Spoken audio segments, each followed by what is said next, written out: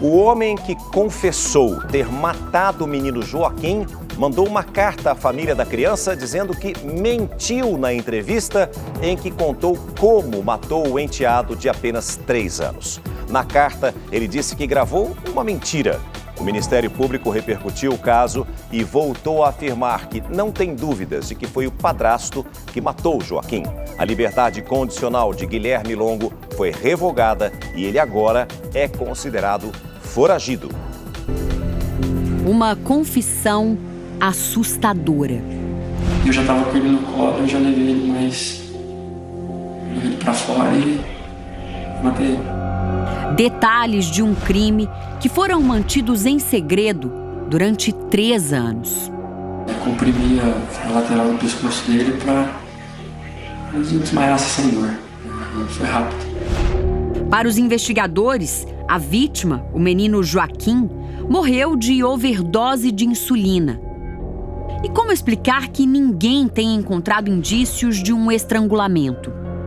Até que ponto a confissão do padrasto é verdadeira?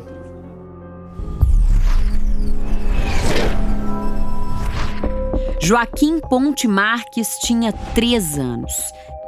Ele desapareceu da casa onde vivia com a mãe e o padrasto em Ribeirão Preto no dia 5 de novembro de 2013. 5 dias depois, o corpo do menino foi encontrado no Rio Pardo, em Barretos, a 100 quilômetros de Ribeirão Preto. Na época, o crime se transformou num mistério.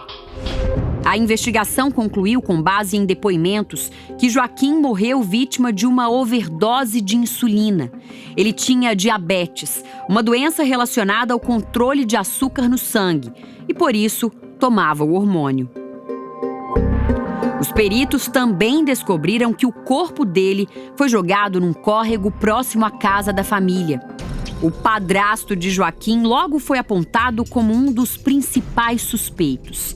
Guilherme Longo era usuário de drogas. Conheceu a mãe de Joaquim, a psicóloga Natália Ponte, na clínica de recuperação onde ela trabalhava. Guilherme e Natália tiveram um filho juntos. Na época do crime, ele tinha só 3 meses de vida. Guilherme foi preso poucos dias depois da morte de Joaquim, sob a acusação de homicídio triplamente qualificado e ocultação de cadáver. Mas ele sempre negou o crime. A mãe de Joaquim, Natália Ponte, ficou detida 1 mês por omissão e foi solta. Guilherme passou 2 anos e 3 meses preso. A justiça negou vários pedidos de habeas corpus, alegando que ele apresenta sinais de um psicopata, agindo sempre com manipulação e chantagem, mentiras e ausência de remorso ou culpa. Mas em fevereiro deste ano, a defesa conseguiu a liberdade provisória.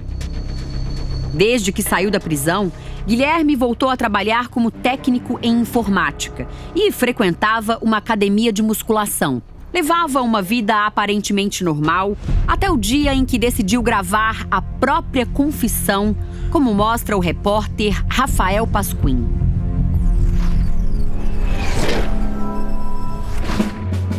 O local escolhido por Guilherme para dar entrevista foi um motel em Ribeirão Preto. Ele aceitou conversar com a nossa produtora com a condição de não ter mais ninguém presente. Primeiro, Guilherme fala sobre o vício em drogas e conta que voltou a usar cocaína. Aconteceu uns churrascos em casa. Foi quando, de novo, eu achei que eu acho que posso usar que vai dar certo, que ninguém vai perceber. Natália percebeu o que estava acontecendo com o marido. Ela tomou a postura de resolver isso. Ela tinha certeza que ela ia conseguir fazer com que eu melhorasse, né, e esquecesse isso. Nessa época, Joaquim ficou doente. Passou alguns dias internado. Foi quando a situação se agravou. Eu achava que as crianças é que estavam me deixando muito, impaciente, irritado. Então foi gravando, até o momento que eu realmente... Eu achava que o problema não era eu, né, como eu disse.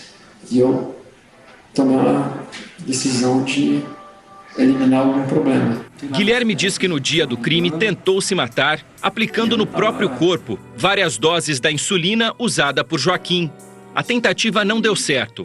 Nessa hora, Joaquim acordou e começou a chorar de fome. Foi aí que os planos de Guilherme mudaram.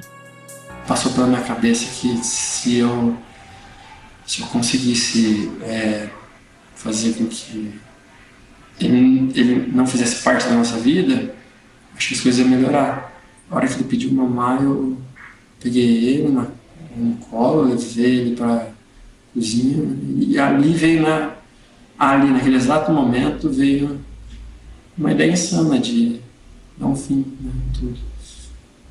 Aí eu levei ele para fora e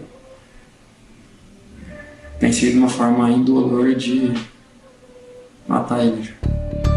Guilherme ainda dá detalhes sobre a forma como matou Joaquim. Eu estrangulei ele eu não apertei a traqueia dele, né? Pra não machucar, eu sabia que ia machucar. Simplesmente comprimia a lateral do pescoço dele pra ele desmaiasse sem dor. Foi rápido. E revela que deixou para trás, pelo menos, uma pista do crime. Quando eu estrangulei ele, o Joaquim caiu uma gota de sangue no chão. Depois de matar o menino, ele jogou o corpo em um córrego. Tinha certeza que ele não estava cheio. Então, pelo menos tinha um bom de água. E foi na sorte que ele podia ter... Eu falei, vou jogar, eu nem pensei nas consequências, né? Ele podia ter parado em qualquer lugar.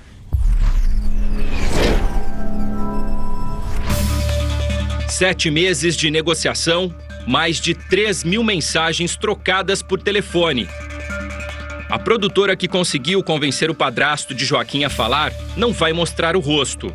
Ela conta que usou as redes sociais para fazer o primeiro contato. Logo que ele conseguiu habeas corpus e voltou para Ribeirão, a gente percebeu que uma rede social dele tinha tido alguma movimentação, uma alteração de fotos e coisa e tal. Eu mandei uma solicitação de amizade, na curiosidade mesmo, para ver se alguém respondia, se tinha algum retorno, e ele aceitou e a gente passou a conversar. Desde o início, se apresentou como jornalista e, com o tempo, ganhou a confiança de Guilherme, que passou a contar detalhes da vida fora da prisão. Ele conheceu várias garotas nesses 7 meses, né? Foram vários pedidos de entrevista, até o dia em que ele decidiu falar sobre o crime. Guilherme escreveu: "Confio em você e quero falar minha história para você." Esse é o quarto onde a confissão aconteceu. Guilherme Longo ficou sentado exatamente aqui, na cama. A produtora da TV Record não teve nenhum problema para entrar. O técnico em informática avisou na recepção que receberia uma prima. Foi tenso, esse momento foi tenso. E ele estava bebendo? Várias latas de cerveja. A entrevista de Guilherme trouxe à tona detalhes que colocaram em dúvida o trabalho de investigação sobre a morte do pequeno Joaquim.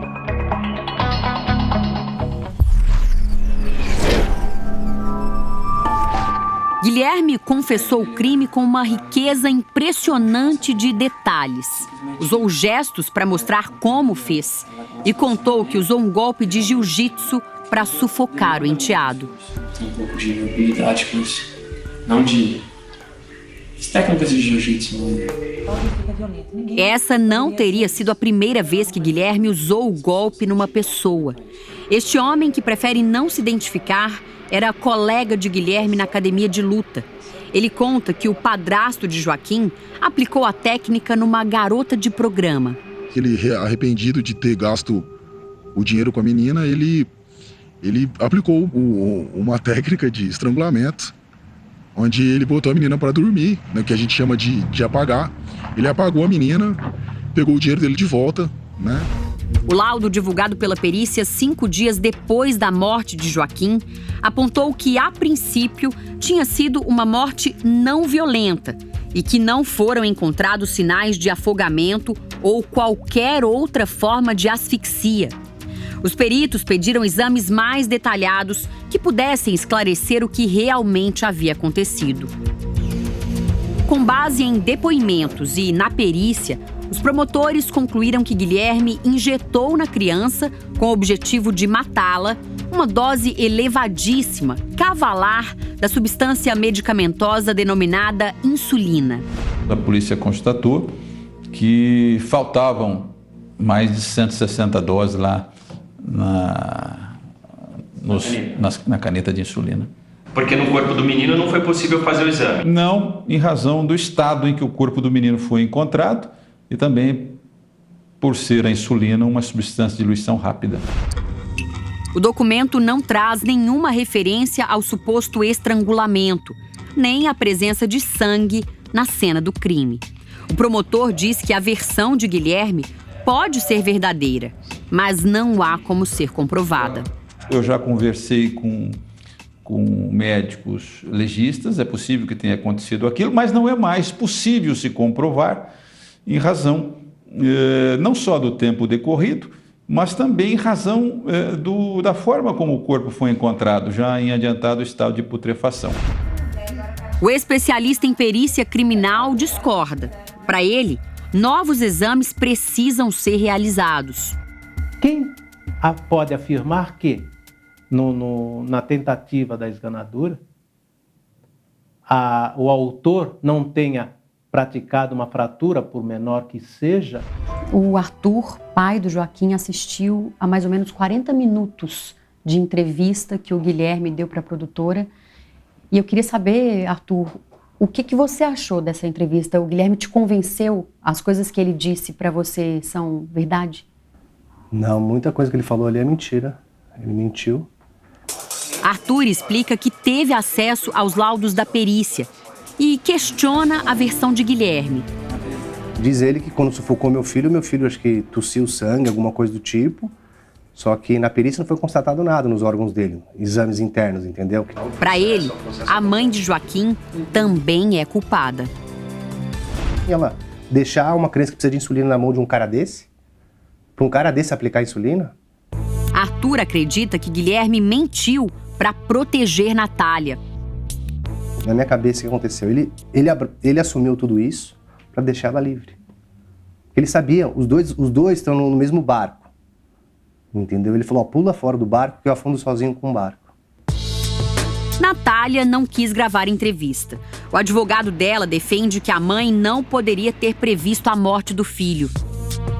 Ele tinha um comportamento até passivo no uso da droga, de modo que ela poderia até esperar, enfim, o uso da droga, ela poderia prever o uso da droga, mas jamais prever que desse uso acarretaria aí uma situação como essa.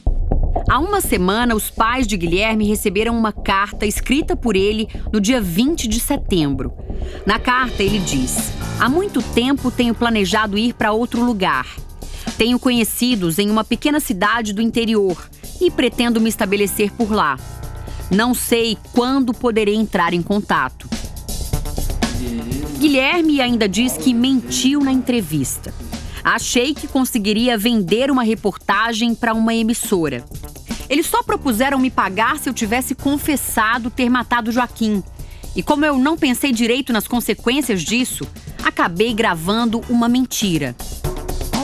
A produtora que gravou a entrevista com Guilherme nega que tenha oferecido dinheiro e conta que Guilherme decidiu revelar tudo por conta própria. Em nenhum momento foi oferecido nada ou nenhum tipo de vantagem para que ele falasse. De maneira nenhuma. Guilherme é considerado foragido da justiça. A liberdade condicional dele foi revogada. Para o advogado de defesa, o depoimento não será suficiente para uma condenação. A confissão, antigamente, era a rainha de todas as provas. Hoje, a confissão deve estar associada aos demais elementos de provas, pois a pessoa pode confessar por dinheiro, por amor, por tortura, tudo isso pode acontecer. E é nesse sentido que a defesa ainda acha prematuro se posicionar em relação ao inteiro teor desta entrevista e os elementos que existem no processo. Os promotores pensam o contrário e devem usar a confissão de Guilherme como mais uma prova para o julgamento. O Ministério Público não tem dúvida nenhuma de que ele foi o autor deste homicídio. Até porque agora existe a confissão dele. Matei.